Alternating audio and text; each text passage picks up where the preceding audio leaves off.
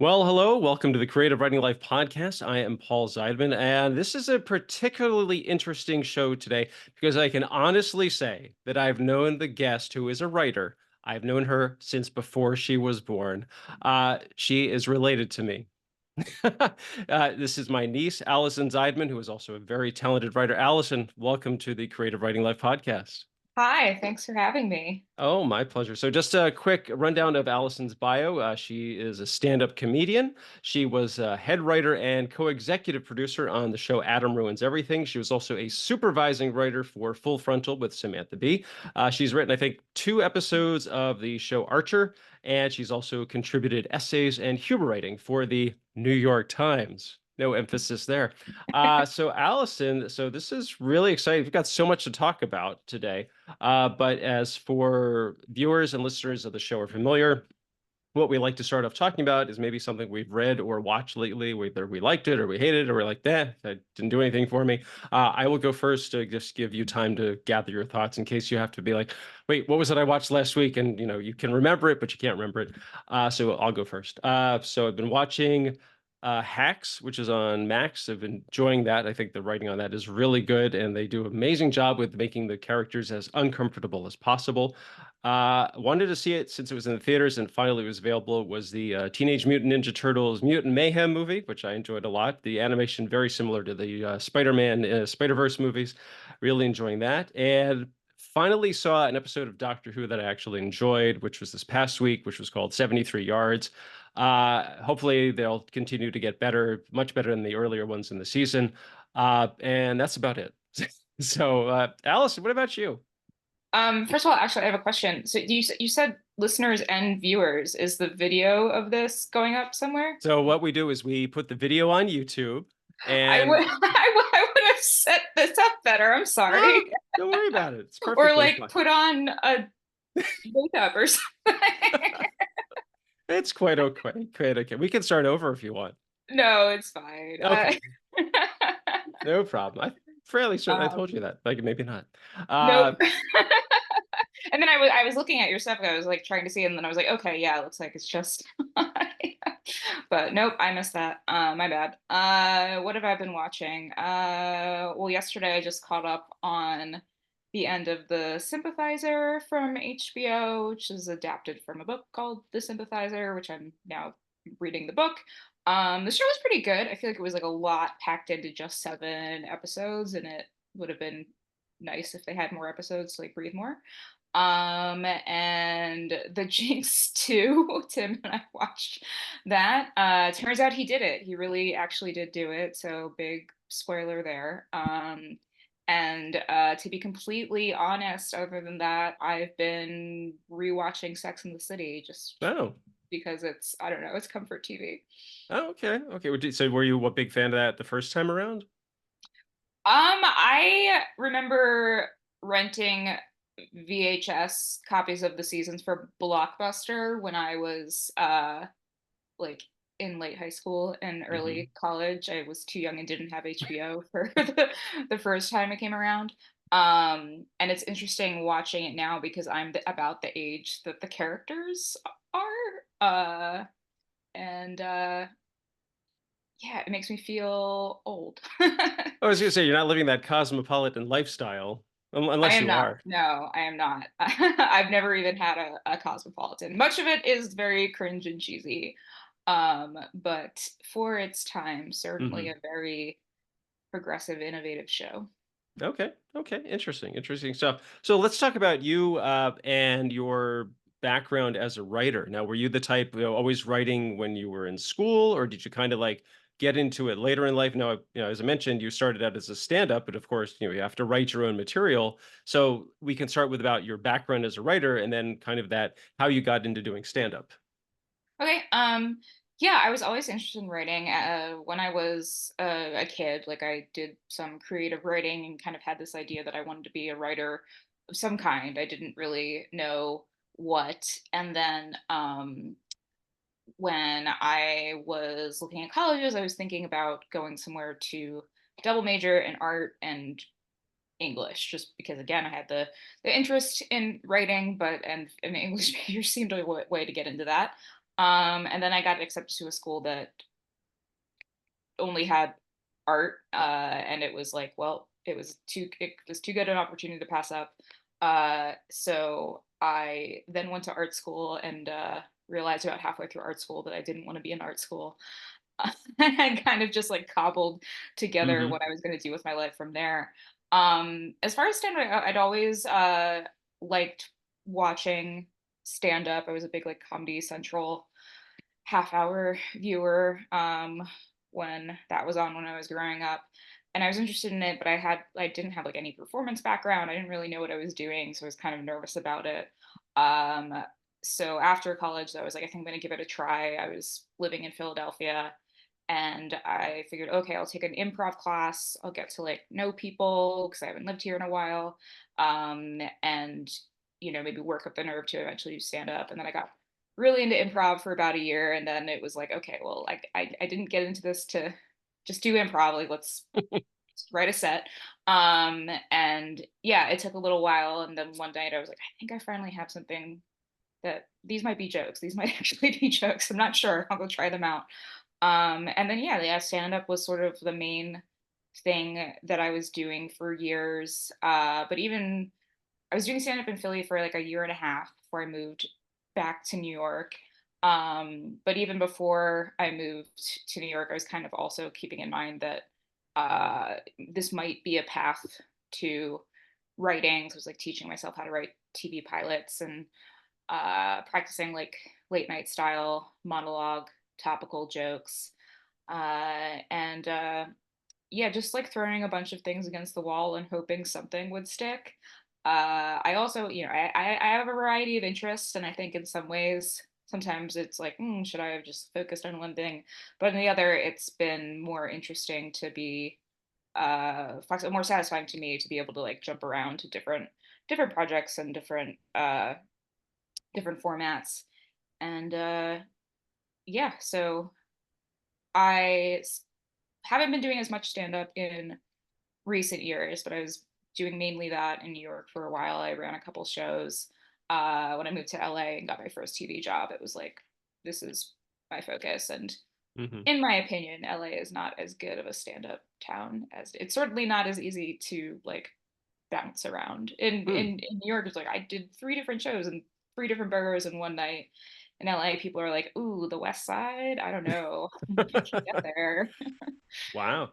Okay, so that opens up 2 subsequent questions. So you were doing the stand-up, so as you were going up and performing more, did it got easier as time went on? Like, I'm sure, like, those first couple of, nights were just kinda like I mean, did you feel like, "Oh god, what am I doing? Have I made a big mistake? Am I" or is it kinda like, "Okay, I stumbled a lot, but I think I know how to rectify it, how to set the course right?"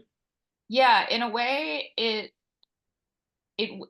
almost was like, oh, it went. I'm not saying it was amazing. I don't even remember what the jokes were. I'm sure they weren't good, but it went well, which then eventually when I had my first bad set, it hit me so much harder. It might have been better to get, to like have the bad experience right away, just dive right in the deep end.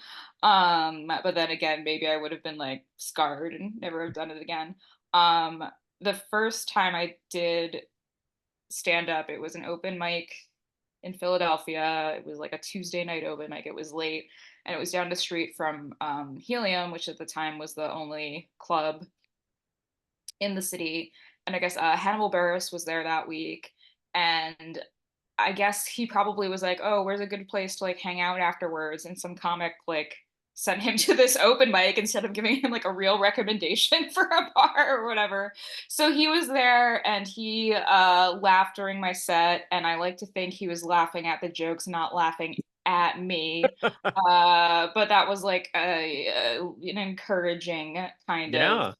sign to be like, okay, this like professional comic who I really respect and think is very funny is not booing me off the So stage. he didn't come up afterwards to say, "Hey, you did a great job," or good stuff? No, no. I think he was there with, I'm pretty sure he was there with a woman. So I think his photo, which Okay. again was like another sign that, like, why would someone send him to this open mic? He's like on a date, like trying to, uh, Wow. but or I don't know, maybe that's where he takes all his dates. I have no idea. Okay. And so you mentioned that you were doing stand up in New York and then you got your TV writing gig. So Mhm. how did that come about? I mean, were you sending out packets to all these different shows? I mean, because you said you wanted to work in TV. Yeah, so um the packet system with like late night and comedy variety shows is interesting. Some of them are like invite only. Sometimes they're just fully open and the packets get passed around and anyone can submit. I certainly submitted to a few things that way. I have no idea if they were even read. For the show that I eventually got hired on, it was called Adam Ruins Everything, and there was a writer on the show that I like knew through the New York stand-up scene, like not super well or anything. But I guess at one point he was on the show and they were looking to hire new writers and they were putting a list together and he sent me a DM on Facebook asking if I'd want to be on the list. And then I didn't see that DM until like 6 months later. And I was Oh, so wow. disappointed. Yeah, I was so disappointed. I was like, oh my gosh, like, I'm sorry. Like, I didn't flake. I'm just seeing this. And, I would have loved to have submitted. And he was like, oh, that's okay. Next time they're like if they ask me for more recommendations, like in the future, like I'll put you on the list. And I was just like, okay, great. Well, that is never going to happen. He's never going to remember. And then he did remember the next time that they were asking for recommendations for writers. And so yeah, so I got the packet that way, and it was a pretty intense packet. That show is very research driven and dense, and I think it was something like 5 pitches for topics for the show, like a paragraph pitch, long pitch for each, and then also then pick one of those and write like a first act of the show.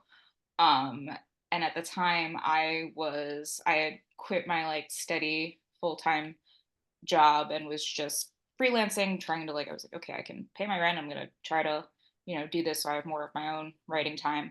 And that whole week I did not do any freelancing. I spent the whole week working on that packet. Mhm. Yeah, in later years the packet was made a little less intense, but not for me, unfortunately. And then yeah, then years later, his name's Gonzalo Cordova. He's a great guy, but I was like thanking him. I was like, thank you so much for, if I weren't, he wasn't on the show by the time that I was working on it. I was just like, if it weren't for you, like I can't believe you like remembered to, follow up. And he was like, oh, I didn't even like, I actually like didn't really know you that well. This other comic like recommended you. He thought you'd be good.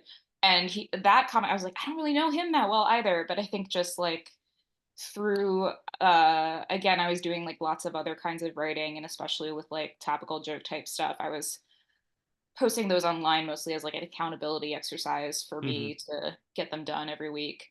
So I think that maybe I had a reputation for strong writing as well as the stand up. And yeah, but so yeah, it's kind of, there's not a, as you well know, there's not a clear path to how Oh, to no. do any No, of no. this, No, but because I wanted to say, so, okay, so was that the criteria for the Adam Ruins Everything packet? I mean, because 'cause I'm sure you were sending as since you were in New York, you were probably sending to, like, all the late night shows, and I'm sure they all have their, "Okay, here's what we need from you," type of list.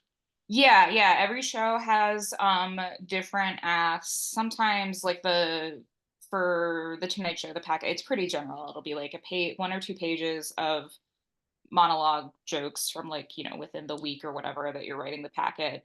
And then some like a page of pitches for like desk bits and sketches. Mhm. So that's the kind of thing that, aside from the topical jokes, that and if you're doing a packet for SNL, theoretically like you could prepare most of that ahead of time. Um, but often with packets a there's something more specific asked depending on the show, and especially if it's like a comedy variety type show where the format is maybe different. They might have specific segments that they're asking you to write jokes for or pitch for.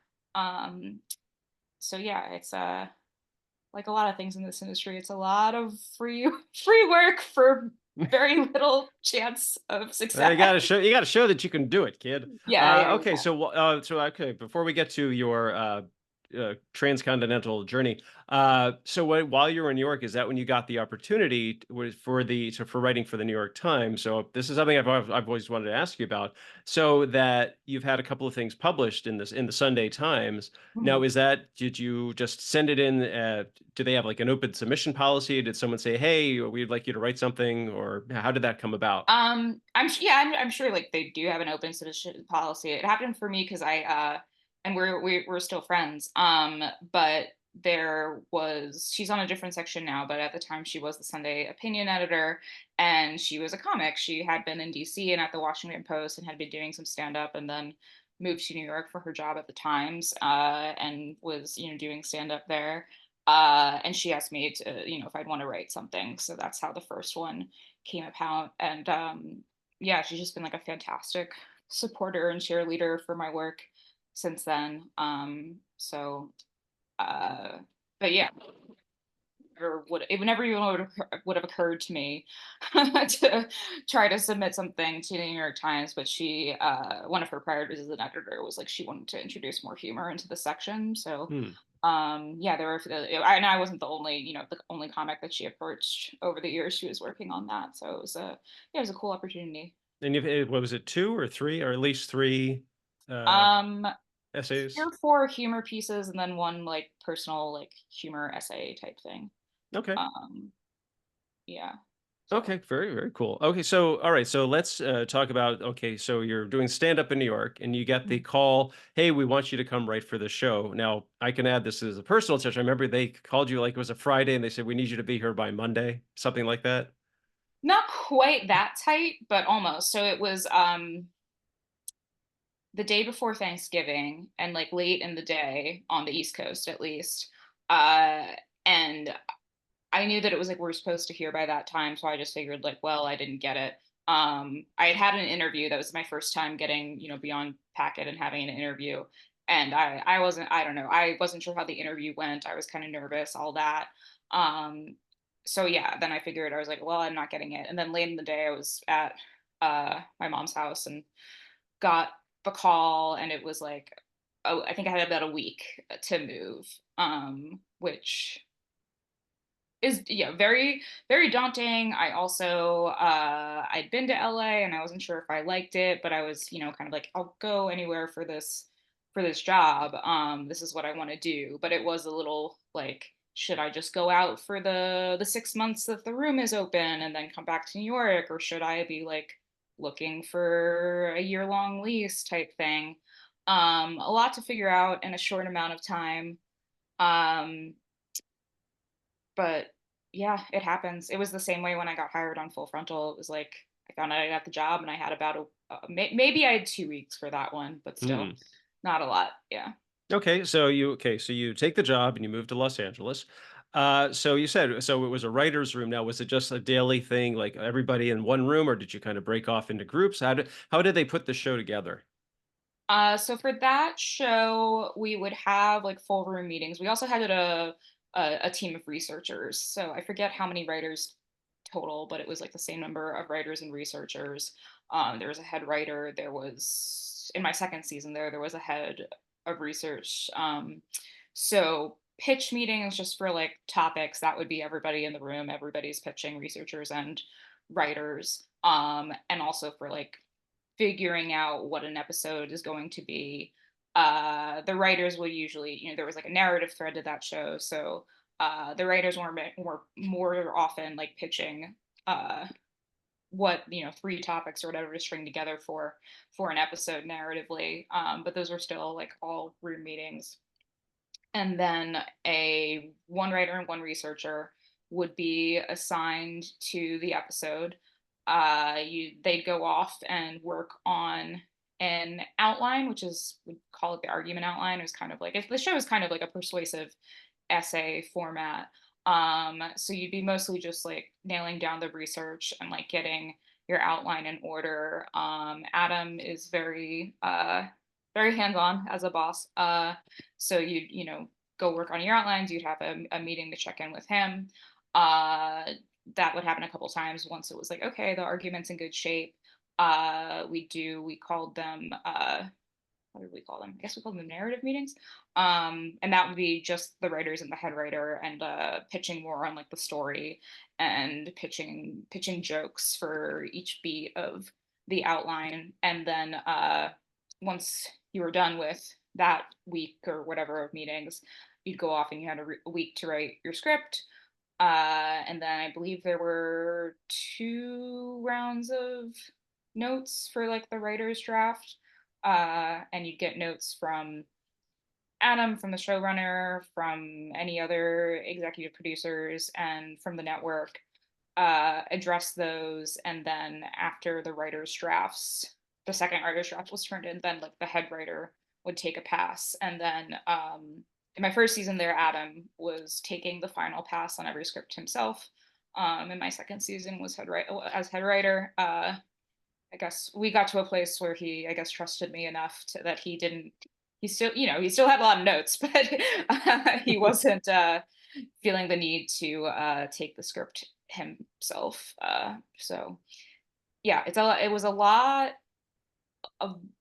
to cram in on like a 2 or 3 week schedule tops, from first outline to final draft. Mhm. And yeah, mostly where I was able to keep us on schedule, but there was definitely, the network added more episodes in my second Oh, season. So then it wow. was like, oh, well, the schedule's gone to hell.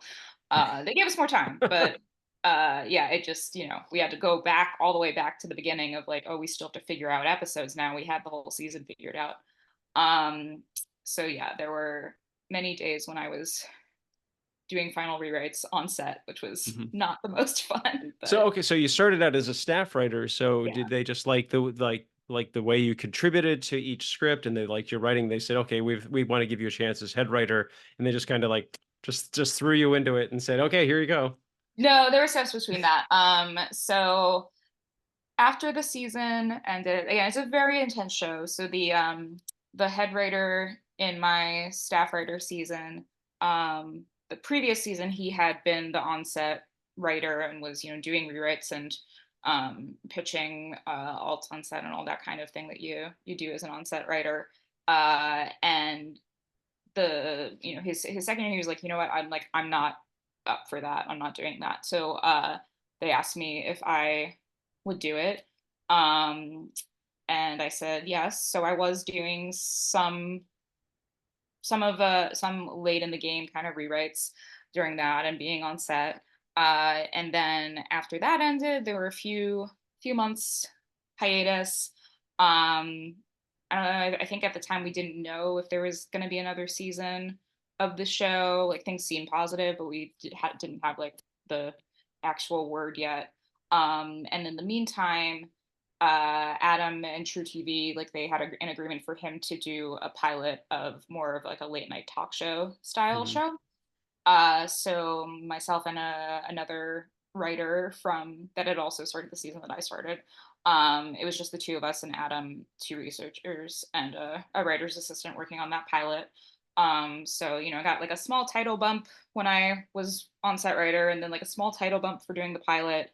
And then I knew that head writer didn't plan to come back, so I said, I'd be interested in like throwing my hat in the ring for head writer. So I interviewed, and then during the time that we were working on the pilot, and then several months went by, and then finally they told me I had the job. So um, yeah, and I think that I proved to them that it was a good Good choice. gamble. There you go. But yes, not necessarily standard for people to make that jump. It was just right place, right time kind of thing, I guess. And how many years were you with Adam Ruins Everything?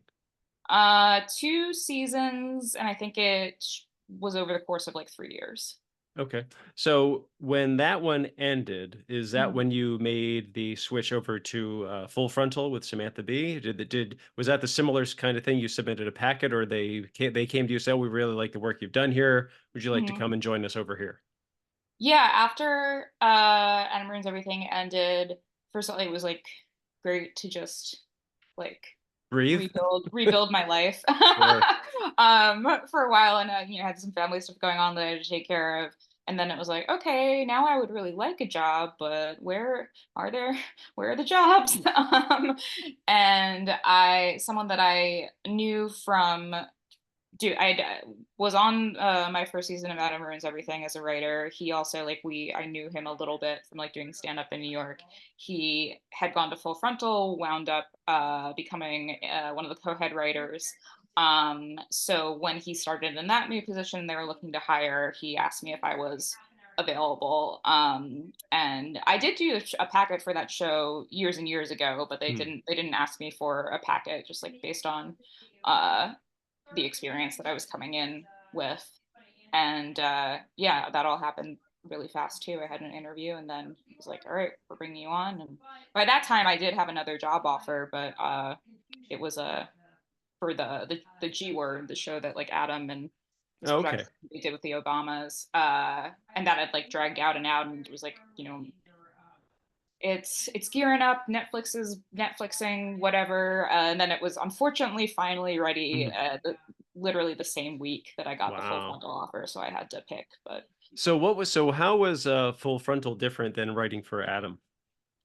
um, well, it was a show with a much better budget, Okay. and thus plenty of people to do the work, and not just a few writers and then me killing myself. um, and yeah, the way that we built the show was different. I think Sam also as a boss in terms of like she has her point of view and she has notes, and certainly like she's setting the agenda for each segment. Like people are pitching, but like often, especially for like the first act of the show, which was always like the most topical, what's going on this week type stuff, she usually came into those meetings with already with an idea of like what she wanted to cover. But then as far as like notes on a script, it was usually very top level. After like her rehearsal, we'd do some more punch up or like anything else that she had concerns on. But things just moved faster. And also if I were doing Adam Ruins Everything all over again as a head writer, I think I would propose a different system, more similar to what you did on Full Frontal, where Mhm. we'd have a topic, the outline, the head writer would make the outline extremely loose, but like based off of a research brief, and then there would be like 3 or 4 writers depending on the length of the segment, and you'd each get a section. And then a supervising writer, which was the position I ended up taking later on, they'd be tasked with assembling the whole thing, like making it all come together, doing any necessary rewriting, and then it would go to the co-head writers for um, a final pass. And often that would be Mike and Kristen, were co-head writers. It would be them in a meeting, and then the uh, supervising writer would be in that meeting as well. So you're kind of like reading it out loud and doing the rewrite together.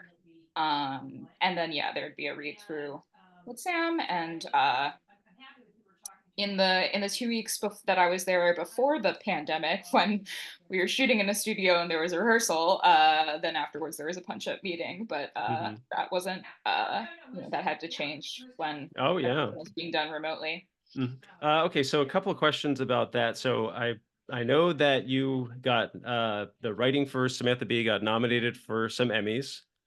And were there any Emmys for Adam, or was it just all for Samantha?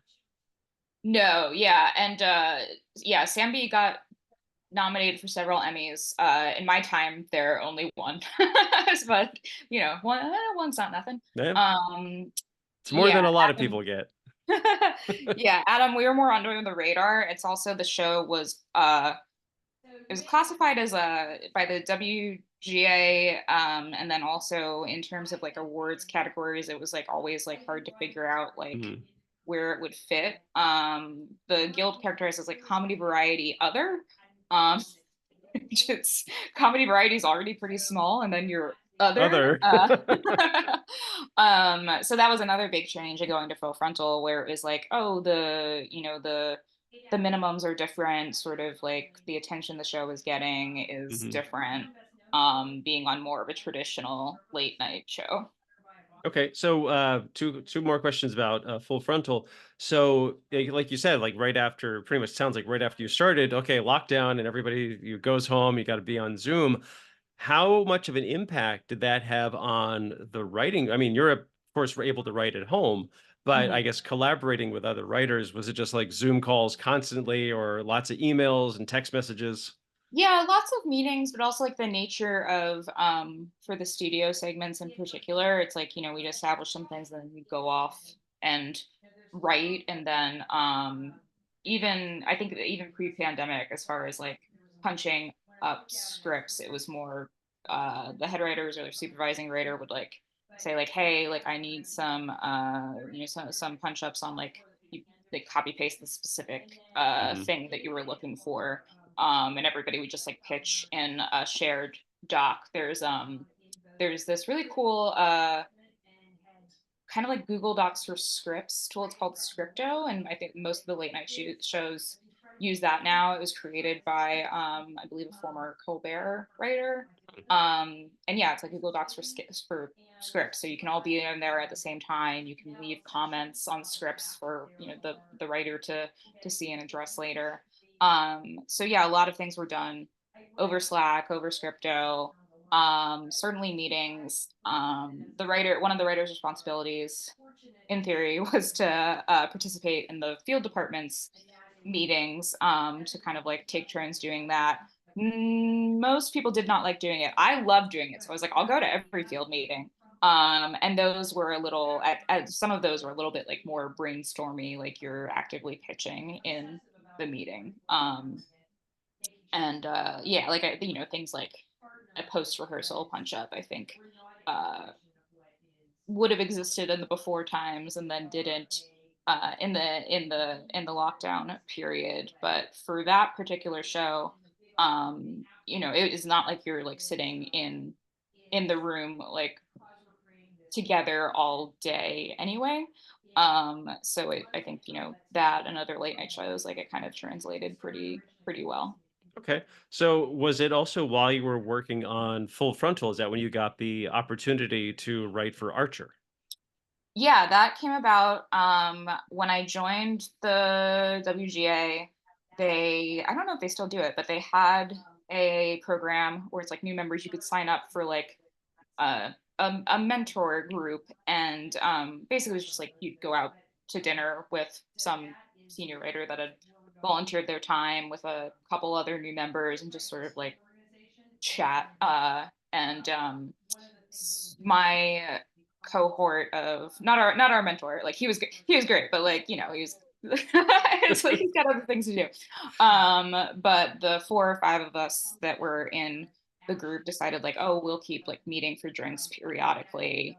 And And this was still in Los Angeles. this was still in Los Angeles, yeah. Okay. And I like met this group for the first time. I was at Adam Ruins Everything, and then we like kept in touch. And with like one guy in particular, he was doing some writing for Archer, and then basically got promoted to like that room was all it was all freelance, Hmm. which was interesting. I guess prior to the seasons where my friend Mark came on, I believe the creator was just like doing all the writing himself. And then when Mark came on, it was kind of like he and two executive producers would kind of sketch out the season and give rough outlines and then assign freelance writers the scripts. So he asked me about doing one of those. So I got to do one, yeah, one season and then one the following season. Um, and yeah, the process for that was like a little different because it was freelance. But yeah, I think definitely the first one was while I was at Full Frontal. My final draft was actually due the day I was moving to Philly Hmm. during a pandemic. So that was a lot. But it was great. It was so much fun. That show is so joke dense, and like that was Hmm. my first. I've written like narrative pilots and like for things to pitch of my own, but that was my first scripted show, like existing scripted show that I was Mhm. getting to write for, and it was just so much fun. I was gonna say, was it just a lot of just fun to write because you just got to be, I guess, just silly and just like like nonstop jokes, rapid fire? Yeah, yeah. And it was also that because you had sort of, I mean, I had to like flesh out the outline that Sure. they gave me. So, you know, you're still doing plot and whatever, but it's like it's an existing show. So it's like the characters, their voices are established. The types of jokes, you know, it's very the tone is very clear. So you just like kind of jump into that world and get to play. Were there a lot of notes from the producers when you submitted, I guess, the first couple of drafts? Uh, Not really. Sometimes the second script that I wrote, they're like, sorry, this is our fault. Like we overstuffed the the outline in terms of like the way that they wanted to get into the episode. So that rewrite, it was a significant change just because like we are changing sort of the structure of the first act. But yeah, most of the notes were, you know, can we, you know, see an alt for this joke or change here, or you know, occasionally it'd be something like, oh, this character, like because they know these characters Yeah. better than anyone, like, oh, because of something that they said back in season 3, like this doesn't track kind of thing. So you have they have continuity people who are just there to stay on top of that. I certainly, I think that's part of your job as a writer, especially you know, if you've been with the show for a while Hmm. to know, and you know, usually, well, on Adam everything, like we deal with there'd be some network notes. I believe I was addressing like some network notes on Archer, but then Mark was doing like the final pass on the script, so he probably handled any like legal department notes. Hmm. Um, those are always silly. I'm not going to say anything about that one. Okay, so all right, so then you were writing for Full Frontal, and then you moved from Los Angeles to Philadelphia, where you are now. So I know that Full Frontal eventually came to an end. Mhm. So what happened after that? I mean, were you just doing a lot of freelance work, more essays for the Times, that Mhm. sort of thing? Yeah, so unfortunately we went on our summer hiatus, which was supposed to be from like June, and then we were going to come back in late August, and then the season would wrap up at the end of the year. And you know, things like at the network, it was kind of like, you know, like we don't know if we're going to get another season. Hmm. But then it turned out they decided to just cancel us, and we weren't even coming back on our summer hiatus. It was like a week or two into the hiatus, and we got a Slack from Sam that was like, okay, like all I said, if I had any updates about the show, like I'd let you guys know over hiatus. Like we're doing an all hands on, you know, Monday or whatever it was.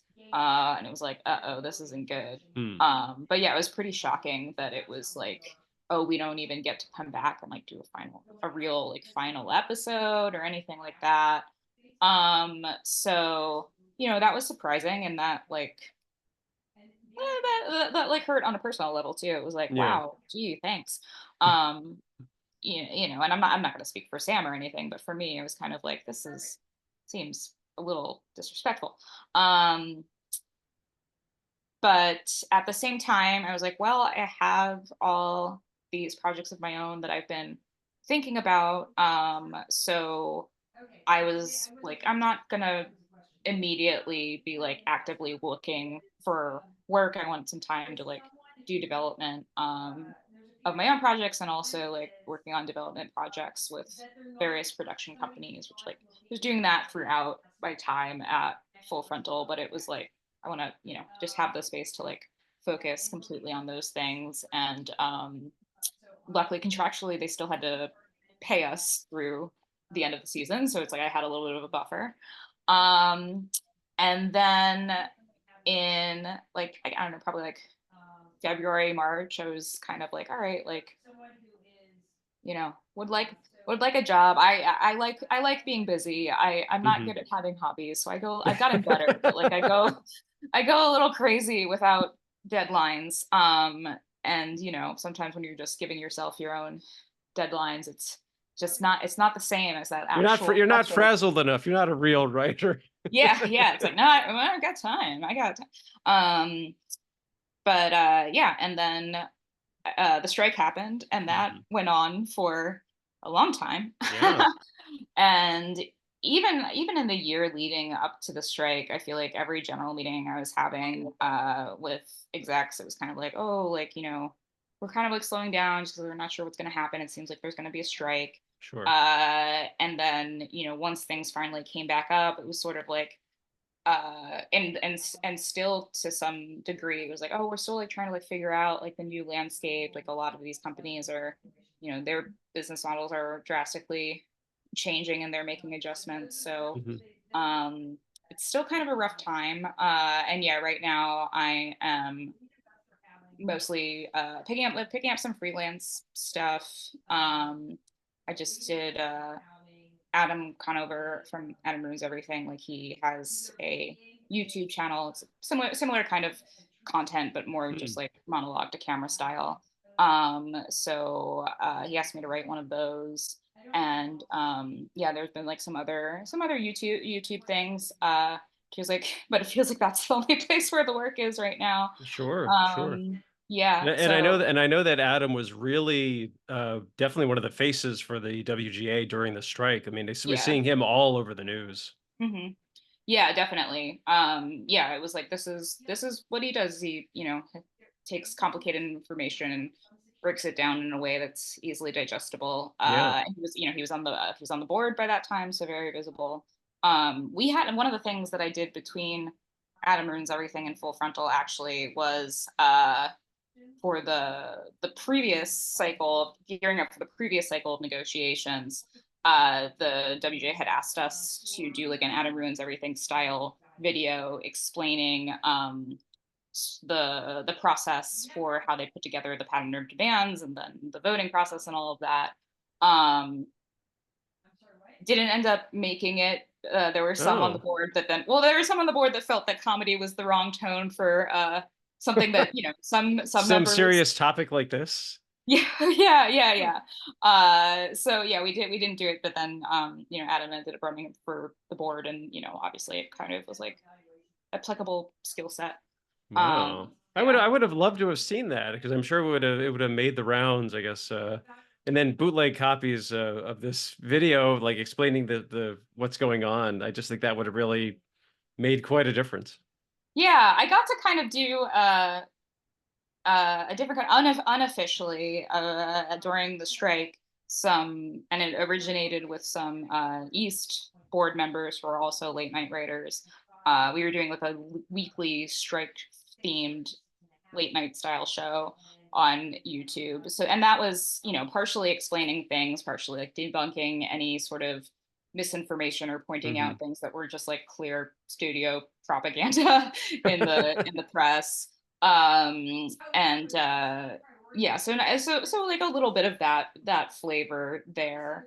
And yeah, just there were so many people even just using their Twitter presence to Oh, just yeah. explain and break Oh things yeah, down. it was all over. I mean, I was keeping track of it. I'm not in the guild, but I was seeing it all over, Twitter and all over the internet. It was amazing, and it was so that so many people like I'm not in the guild. I had people who I know who knew I wrote screenplays. Say, can you tell me? Can you explain what's going on with the strike? I was like, oh my god, I have to try and explain it in as simple and as layman terms as possible. And I think I did an okay job. No one was like, they didn't look at me like, "This guy does not know what he's talking about," but I think I got the gist of it, across effectively enough.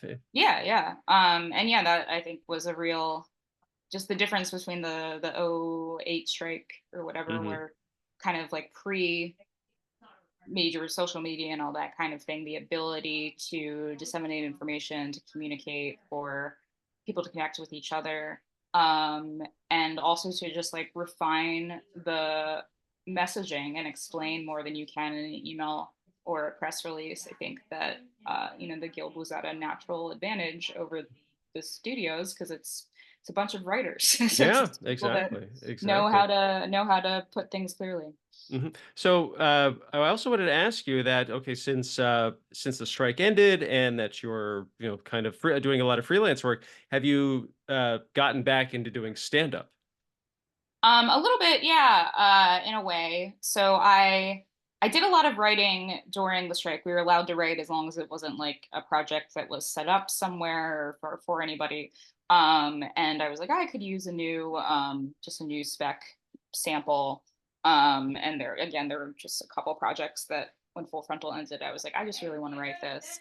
Um, so I wrote three, and then it was like kind of like, all right, like let me give those time to see if they amount go anywhere and amount to anything. And I hadn't really felt the drive to do stand up in a while. I would do it occasionally over the years since moving to LA. But I tend to cover pretty dark subject Okay. matter from my life in my stand up. And, I used to run a show in New York that was specifically like comics do all their like darkest, saddest, most traumatic material. It's a monthly show. People know what they're walking into.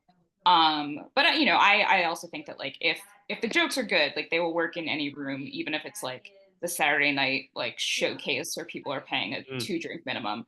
But that's not always like, it's still like not always as like rewarding to do it there. And I just kind of felt like, I don't know, like I was like, I don't think I would ever say that I'm like we'll never do stand up again, but I don't know if that's really um the best like medium for Hmm. what I'm interested in writing about. Uh and then I'm doing a like an hour long solo show now that's kind of a mix of stand up and storytelling. And it's based on a lot of that dark stuff. It's called Ready to Die with a question mark. And it's jokes about my experience over the years, losing both my parents young, and they were young. So I have all this very like early experience with elder care and funerals and all that kind of thing. So it's the goal of the show is kind of like encourage people to be more open about death, have these conversations, and it's sort of like here are all the things you need to know and need to do. So a little bit similar to some of the work that I've done in TV in terms of like trying to present actual information in a fun way with jokes, Hmm. but also much more like memory kind of personal. And that over the years, I was doing some writing about this kind of stuff, and I had some jokes about things that were going on with my mom and about losing my dad, and so it was kind of I don't know. It kind of feels like this is like the culmination of like work I've been doing kind of slowly over the last 10 years. But it specifically came about because during the strike, I met a writer in Philly who his primary work is he writes like YA novels, very prolific novel writer. And he was like, my agent is like represents some comedy folks, and like he's like interested in like helping out writers that like may need during the strike.